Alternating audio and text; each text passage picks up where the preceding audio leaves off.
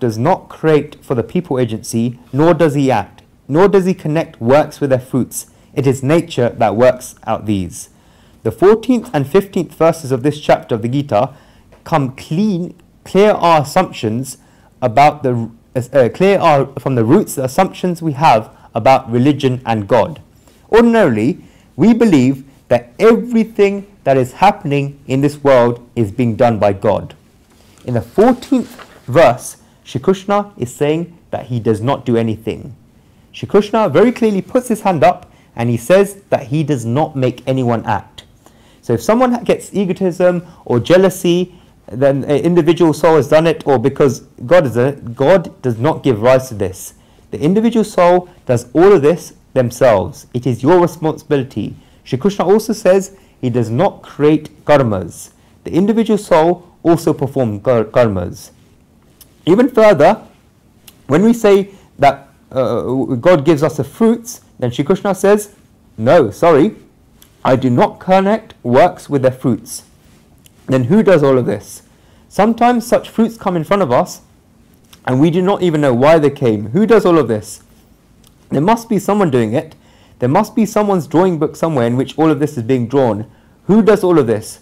Shri Krishna says in this verse that it is what? The last word? It is nature, Swabhavas, that works out these. You do nothing yourself. We can give two meanings to this. The first is that the Supreme Soul does not consider himself as a doer, and therefore God can say that he does not act. If we give £5,000 to someone to help them, and we have no egotism that we help them, then one may say that God gave it to them so that they can give it to someone else. Therefore one can say that he did not give that money. Therefore the first meaning is that there is no sense of doing. The second is that when God is not doing something, then he is not actively involved. It is a reality that nothing in this world can happen without God, but God has already created a system and nature by itself is working out all of this. It is the modes of nature that are acting on the modes. To take a simple example, if you take a ball in your hand and throw it at the wall and the ball comes back, then you say that you threw the ball at the wall, yet how did the wall throw the ball back? The wall will say that he didn't throw the ball back at you. This is the consequence of you throwing the ball at the wall. Does the wall do anything by itself?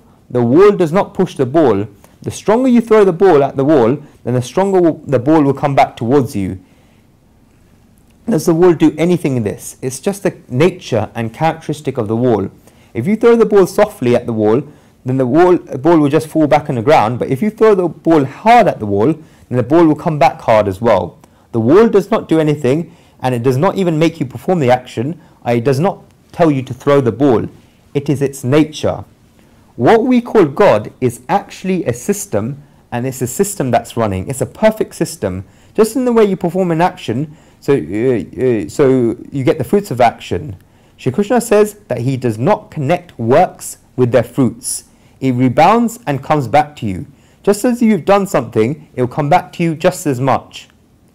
Guruji, when he was a child, he once went on a college picnic as Mataran near Mumbai, and there was an echo point there. These echo points are there at most hill stations in India. When you shout something, then it comes back to you. One evening, he was sitting at the echo point and he was drawn by its beauty. He was sitting there peacefully, and a group of 20 or so college students aged 18 or 19 came. There's an echo point there, and there was complete silence there. Maybe the peace was being echoed back, and that's why there was a lot of peace in the atmosphere.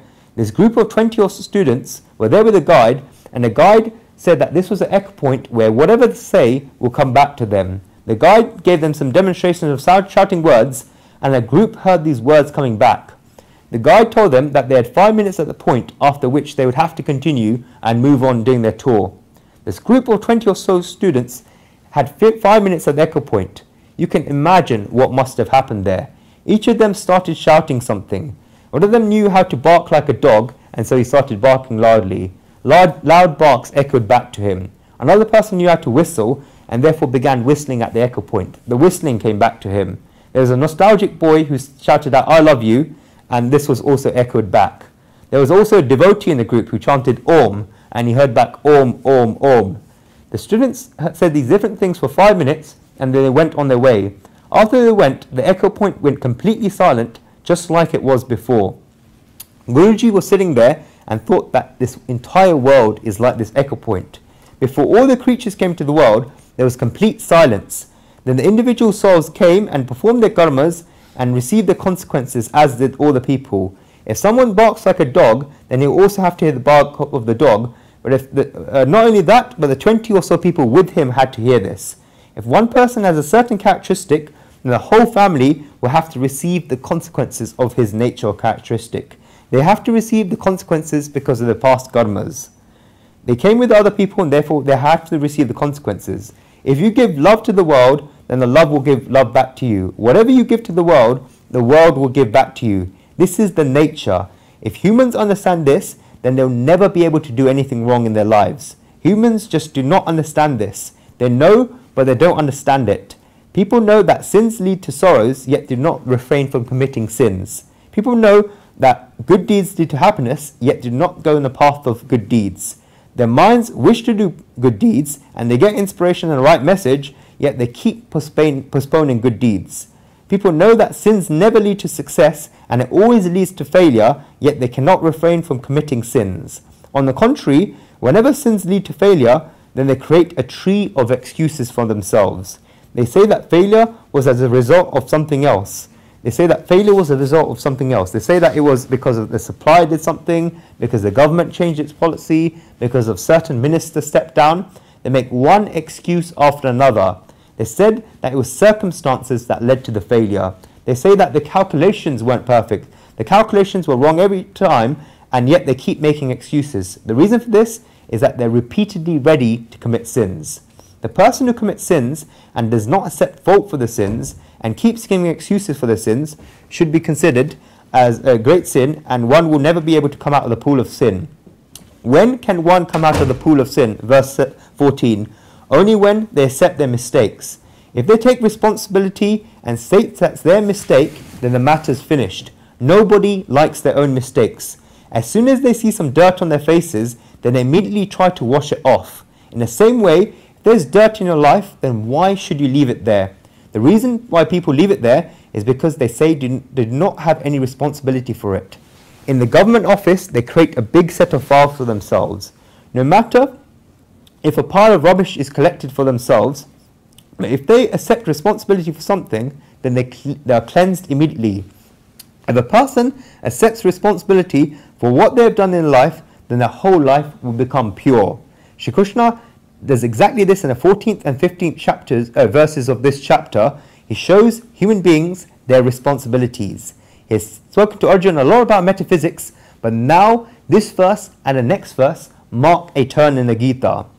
When you've embarked on a path of thinking, then this is an important milestone in that path. Until now, Shri Krishna has not said this, but now he says very clearly, and that's why I said at the beginning that this represents a big change into what we have been thinking for years. Shri Krishna says that he, God, does not perform any actions, he does not lead to any actions being performed, and he does not connect works with their fruits. He has given independence for this to the individual. With independence comes responsibility. Who is God? Who is God? Everyone. Who is God? Everything. Huh? Everything. God is a catalytic agent. He is a cause of this world. He comes and this world begins. The sun rises and then the flowers in the garden start growing. The sun does not go into each and every flower to try and open each and every one, just like we try to open the petals of a lotus. The mere presence is enough. Until the boss does not come into the cabinet office, then everyone is behaving how they want. They're listening to the score in the match, listening to the music, but as soon as the boss comes on, the radio turns off and everyone begins working hard as if they were working hard all along. At once you see the productivity in everyone.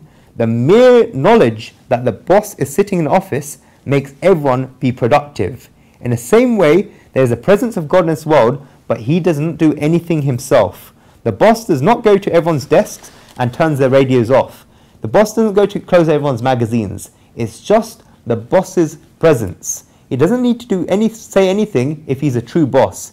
He He doesn't need to tell anyone to switch their radios off or to close their magazines. It's just his presence that makes the staff do this. This is what the Supreme Soul does in this world. He is a catalytic agent. Those who study science will know that a catalyst only moves a thing and doesn't stay there. It is never there in the beginning and it will never be there in the end. That is why when you try to search for it, then you will never find the catalytic agent. When hydrogen and oxygen meet, what do you get? Water. Water is created. But if you try to break water through electrolysis, then you will get hydrogen and oxygen, but you will not get the electricity. Even in the atmosphere, water vapor is created because of hydrogen and oxygen in the air. When a thunderstorm happens, then this thunderstorm is a catalytic agent which provides electricity. It catalyzes the water vapor. When you heat water, then hydrogen and oxygen are released as steam, but there will not be any thunderstorms coming out. You do not see these things. Even when you go to the root, then you do not see the catalyst. Even in this world, you do not see God because God is not an element of this world, but He is the catalyst. That is why even if you try to break apart the world like the scientists have been doing, you will not see God.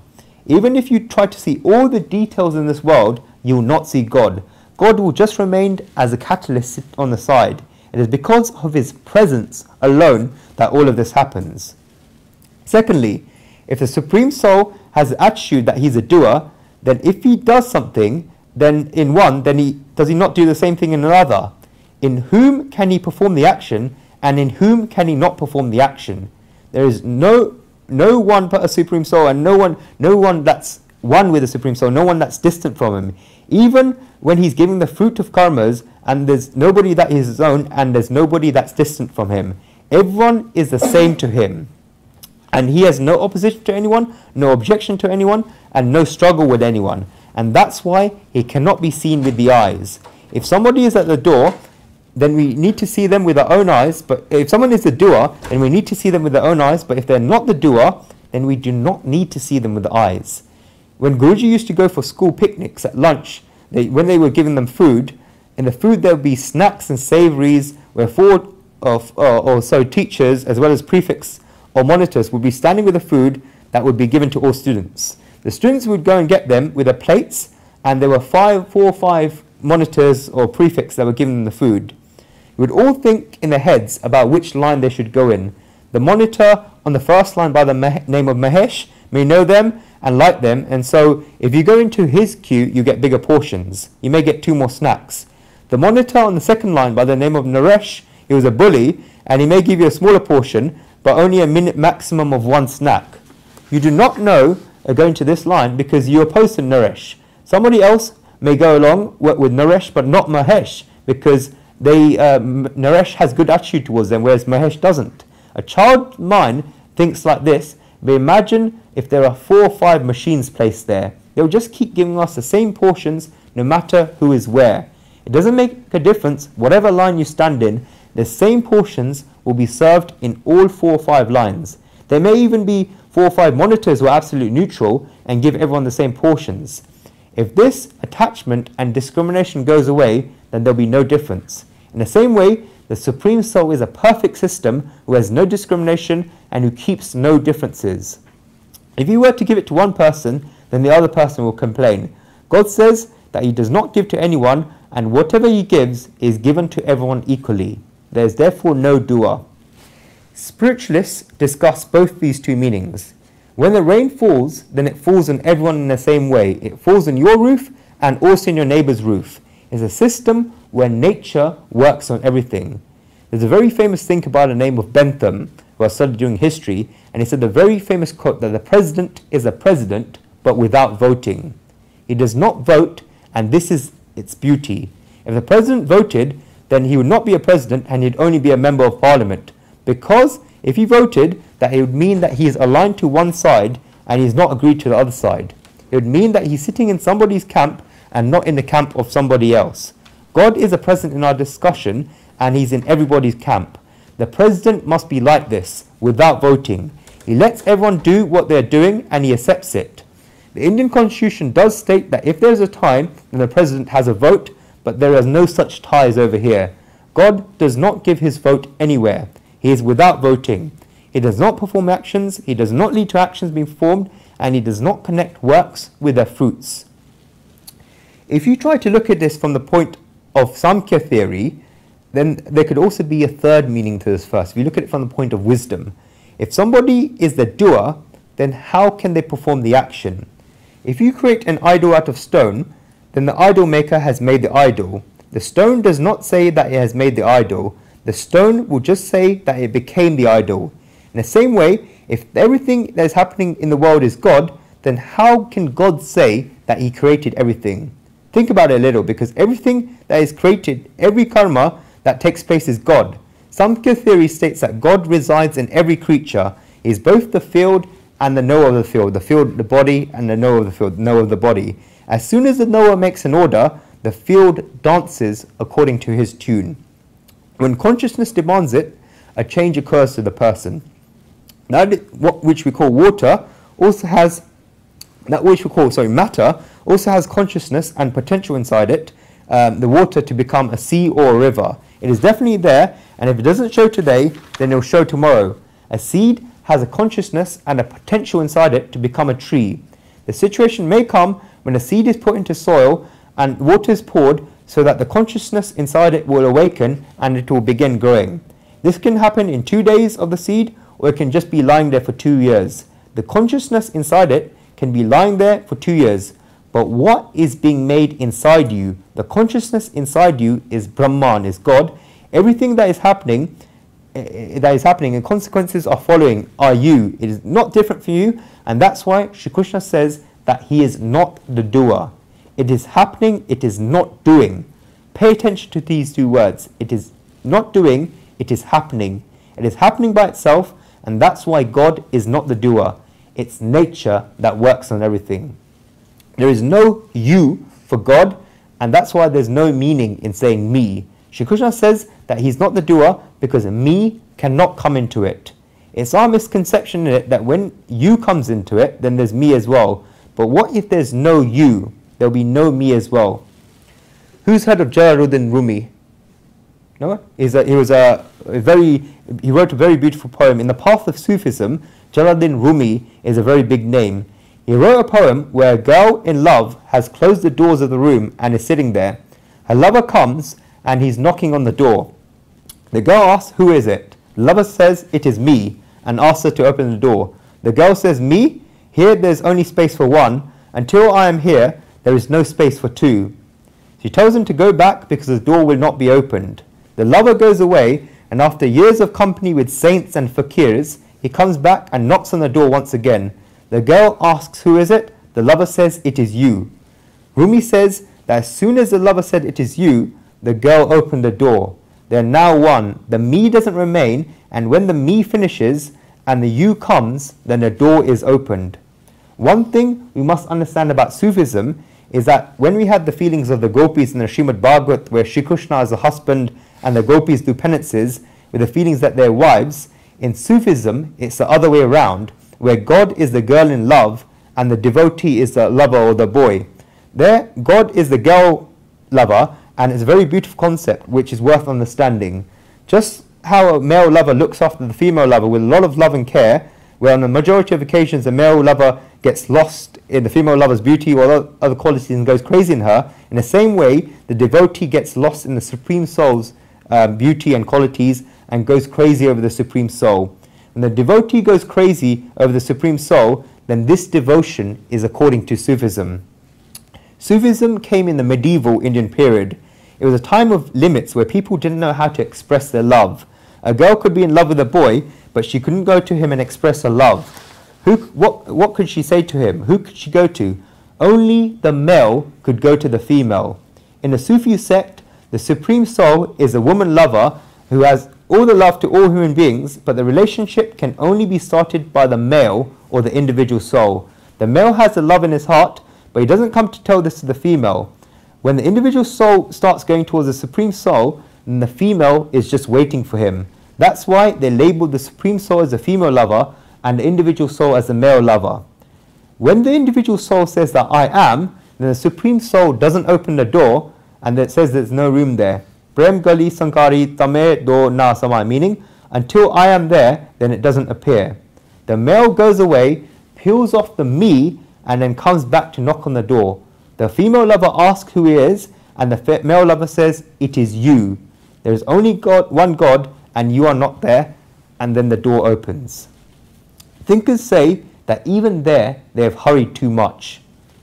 When we try to look at it spiritually, then you see that they've hurried too much. The door should not yet have been opened, because the male lover said it is you, and the you only comes when there is a me. The meaning of all of this is that although one does not say me, the me is still there. It is not said, but it's still there. Thinkers have said it very well, that the female lover should not yet have opened the door, and that the male lover should still have had to gone back. After doing penances for many years, he should have come back and knocked on the door.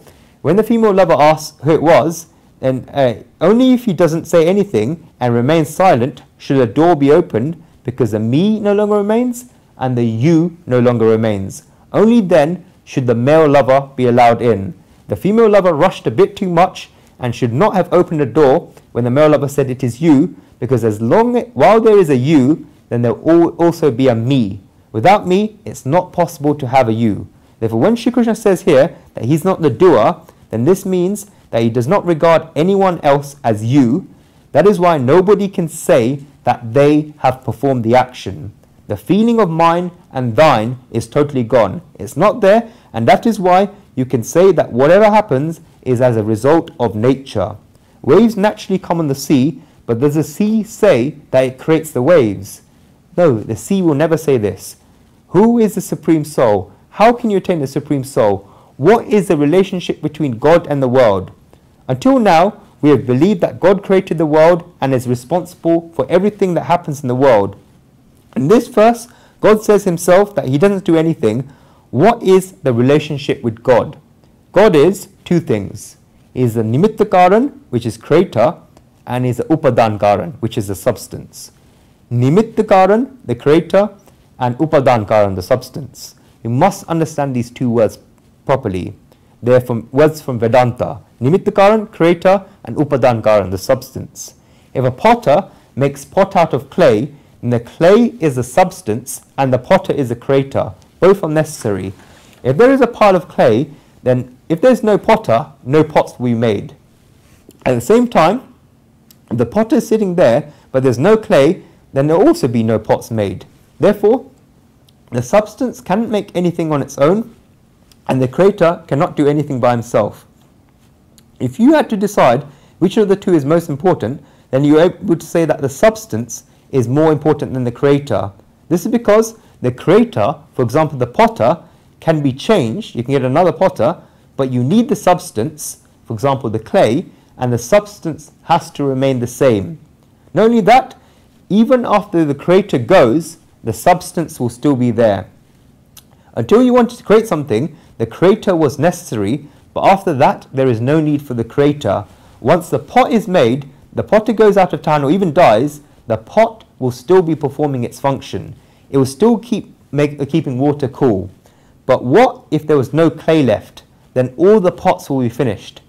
For as long as you want pots to exist, then you'll need clay to exist, or as long as clay exists, then pots too will exist.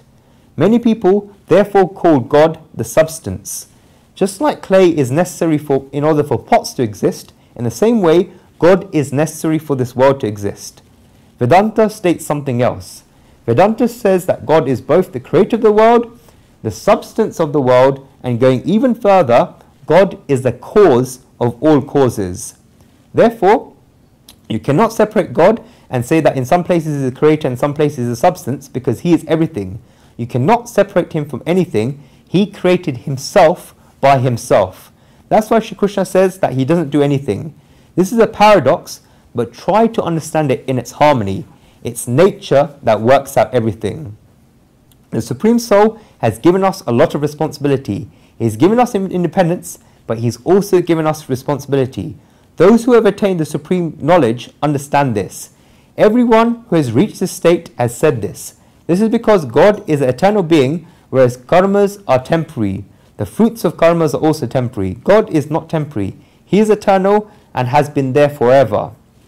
when Buddha attained wisdom, then he went back to his old home, his house when he was a prince. He went to his palace to ask for alms, and there were 3 people standing there. You may know the story that Siddhartha left his house on the same night that his wife Yashodhara gave birth to the son. Buddha's name was Siddhartha, and he left to make his Arth Siddh, meaning Siddhartha is split into Siddh, Arth. Siddh means successful, and Arth means a goal, to one who attains their goal, Siddhartha. He did penances and became Buddha, which means the enlightened one. Then, when he came back as a beggar to his own palace, there were 3 people standing there. The first was his son Rahul, who was aged 12. Buddha came back after 12 years. Placing his hand on the 12-year-old son was Buddha's wife, Yashodhara. Standing behind them was Buddha's father, King Subodhan. Buddha asks for alms, and the reaction of these 3 people is very nice. Has anyone been to the Ajanta caves in India? If you've been to the Ajanta caves, then there's a picture of this there in India. Yashodhara, his wife, and Rahul can be seen in the picture, but Subodhan, the king, cannot be seen because his image has been scratched off. But there's a very big picture of the Buddha to show how great he was. The artist was obviously showing someone great with a big image. Yashodhara and Rahul are shown as very small. They have such beautiful expressions that one poet has written a very beautiful poem about what Yashodhara must be thinking. The poet says that Yashodhara must be thinking in her mind that, when you left, did you ask me before leaving? You should have asked me. I was tired and exhausted after having given birth to our son, and you just left us without telling me. You wanted to leave to find out about life and develop yourself through Dharma, and I would not have said no to this. Did you not even trust me? Did you not even ask me? You have come here for alms, but what can I give to you? Take our son, because I have nothing else left to give to you. Make our son just like you. The poet had described that Yashodhara put her hand on Rahul's shoulder. If she wanted to give something as alms, then she would have kept an open fist. Here, she has kept her hand on Rahul's shoulder and says that you left, but do not take him with you, because if you take him, then who will I spend the rest of my life with? Who will I rely on support? My son is my support, please do not take him. That is why she placed her hand on Rahul's shoulder. Then she asked the question, why did you not tell me that you were leaving? Finally, she also asked him, you have become very knowledgeable, so now tell me that which you have attained after leaving me, could you not have attained that after living with me? Buddha fell silent because he had no answer to this. 12 years ago, he thought that his wife, the palace, and all the wealth and bondages were there, but now he had attained the wisdom, he was enlightened. He realized that nothing could create bondages for him. If you stick to your path, then nothing can create bondages for you, and nothing can keep you stuck in the world. It is a difference in the attitude of the person. Therefore, he could not have said that he would not be able to attain yoga living in a palace with his wife. He fell completely silent. It's a very beautiful communication between a husband and a wife. Buddha's father, Subodhan, who was standing behind, went completely red and asked Buddha what he was doing, and he said that it did not befit him. He told him he was part of the Chakravarti clan, and yet he was begging for alms. He asked him what people in the city would say. He told him to think about the king's reputation and asked him to come back to the palace. Subodhan said that he was a father and therefore he would forgive all his mistakes. At that time, Buddha replied, when you were not there, I was there. Subodhan told him that he had completely turned around in 12 years, and he reminded him that he was his father. He asked the Buddha how he could have been around when he was not there. Subodhan was talking about the body only, whereas Buddha was talking about something much deeper and much greater than the body, which was spiritual knowledge. That is why he said that he was there even when Subodhan wasn't there. Buddha said that this is because I have always been there in the form of the soul. Existing is my nature. Jesus Christ said the exact same thing. Before Abraham was, I was. The religious people at the time could not understand this. Abraham was a great person and he was there long before Jesus Christ was there. How then could Jesus Christ have been born before Abraham was there? The Sufi fakir Manzur said the exact same thing. Anal alak, meaning I am Allah, which means the same thing as Aham Brahmasmi, I am Brahman. People threw stones at Mansur and killed him. They question how he can regard himself as Allah because he had 2 hands, 2 feet, 2 ears and 2 eyes. They said that they could not see him, so how could he be Allah? They severely beat him to death. Jesus was crucified because people questioned how he could say he was there before Abraham. All these people were talking about something very specific. In India, such spiritual meaning has been given respect, and whenever someone said Aham Brahmasmi, which means I am God, we saw that this greatness was not being proclaimed from their mouth but from their navel, and we could therefore see the truth in this elevated person, and we fell at their feet. This respect has only been given in India and not anywhere else in the world. When a person reaches this state and they see the truth in this verse of the Gita, that everything is happening but you are not doing, just like a man is sitting on the riverbank and watching the flow of the river with the same amount of silence, peace and steadiness, they're watching the flow of the world, the material world. They've done a lot of things and yet they say they do not do anything. In the expectations we have of God, there are many misconceptions. Shri Krishna clears away all these misconceptions in this verse. First of all, we believe that any feelings of being the doer that are being created by God. God says no to this and he does not do any of this. When we believe that God is performing all the karmas, then Shri Krishna says here that he doesn't perform any karmas. Not only that, Shri Krishna says that he doesn't cause any karmas to be performed. He also says that he does not connect fruits with their actions. Shri Krishna says that you will get the fruits of whatever actions you perform, you reap what you sow. Shri Krishna says that it is nature that works out all of these. God is present throughout all of this.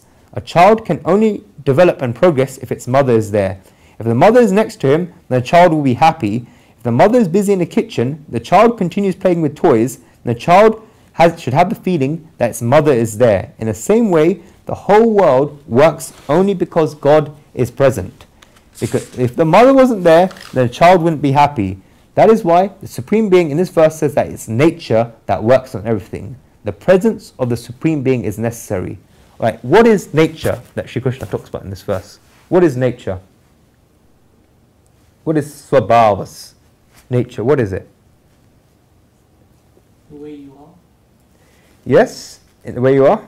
The way you behave and act.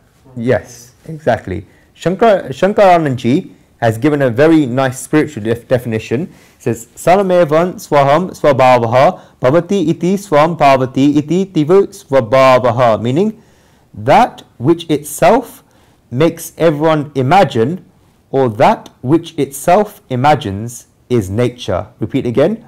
That which itself makes everyone imagine, or that which itself imagines, is nature.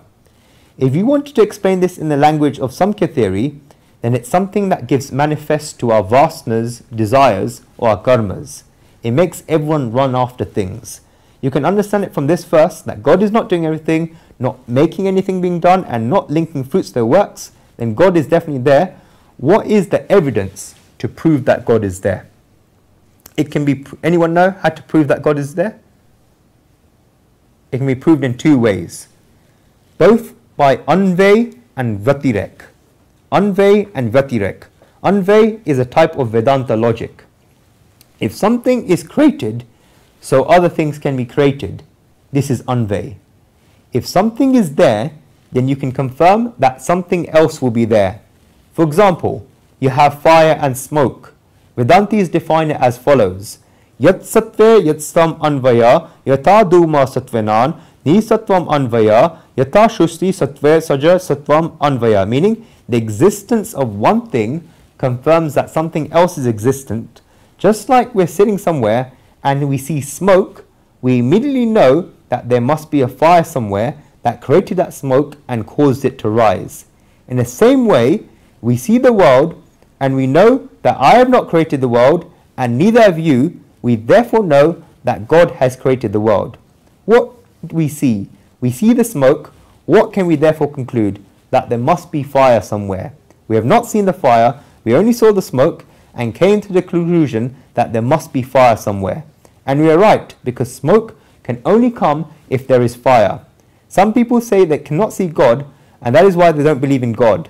It doesn't matter if you can't see God, you can at least see the world. God does not come under the grip of the senses, he cannot be seen, heard, touched, smelt or tasted. It doesn't matter because at least the world comes into the grip of the senses. Who created this world? The fact that the world is there proves that God exists. That's Anvay. Now let's try to look at it by Vyatirek. This is when the absence of something proves that something else doesn't exist. As scriptures say, Tad bhave yata bhava Vyatirekaha yata vaniya bhava dume bhavaha yativekaha. Meaning, the absence of something proves that something else does not exist. If there is no fire, then there will be no smoke. If there is no fire around you, then you can guarantee that there will be no smoke around you. Within the limits of language, we can say that if God was not there, which is situation is obviously impossible, then this world will also not be there. The world is there, and this alone proves that God is there.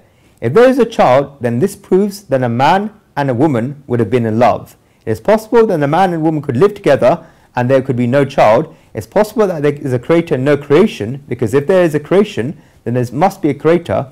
We can see the creation that's in this world, and this proves that the creator or God is there. When God says that he does not lead to any karmas being performed and doesn't connect works to the fruit, then one should not think that this implies that God has no power. God does have power, because everything that happens because of his presence. If God says that he doesn't make us do anything, then what about the things that we should do? It is very true that God does not make us do anything. Srimad Vallabhacharya said in his Gita commentary that if this wasn't so and God made us do everything, then what would happen is Anyatat Paramatmano Veshama Nedrunya Prasangaha, meaning there would be a lot of unevenness in the relationship of God with everyone. When God says that he doesn't do anything, this means that he is the same with everyone. God is never uneven with anyone. He is the same with everyone. We find out further how he is the same with everyone in the next verse, which we'll go into in the next class. Next class, we're going to discover the difference between seven concepts in fact. Spirituality, religion, faith, morality, philosophy, rituals, and God. A lot of people have confusion of the meaning of these things, and we're going to discuss the difference between them. I'm going to look at the example. We can stop the recording. Yes, yeah.